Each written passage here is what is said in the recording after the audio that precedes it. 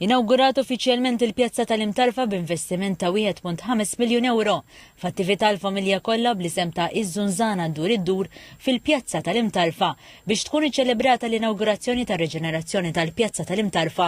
Mijiet ta' familji attendew fejn setgħu igawdu minn pjazza ikbar isbaħ u aktar aċċessibbli. Is-Sindku tal-imtarfa Dale Heyman qal li dan l-ispazju se jservi opportunità sabiex il-Kunsill Lokali jorganizza attivitajiet għal familji u residenti mtarfin.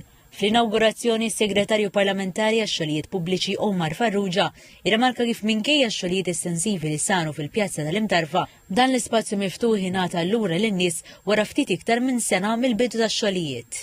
Dan huwa l-mod ġdid irridu naraw sabiex il-pjazzezz, iż-żoni pedonali u dak kollu li nagħmlu jitgawda verament min-nies. U fil-Qrendi miexi xogħol fi ġnien il-Kmand, dan il-ġnien li nbena fil-bidu tas-seklu 19 mill-Kummissarju Ċivili Sir Alexander Ball kellu funzjoni importanti fl-immaniġġjar tal-ilma permezz tal-ġibjuni u s-sistema ta' irrigazzjoni.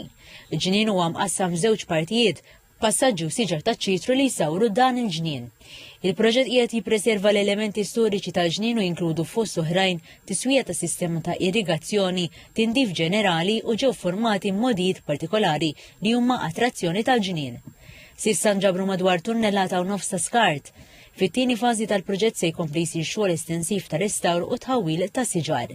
Il-proġett qed isir b'investiment ta' iktar minn miljun euro. Fi żjara fi ġnien l-Kmand fil-Qrendi l-Ministri Owen Bonnici u Mirjam Dalli qalu li dan il-proġett hu wieħed minn ħolqa ta' proġetti ta' restawr li qed jingħataw lura lill-komunità bħala spazji miftuħa.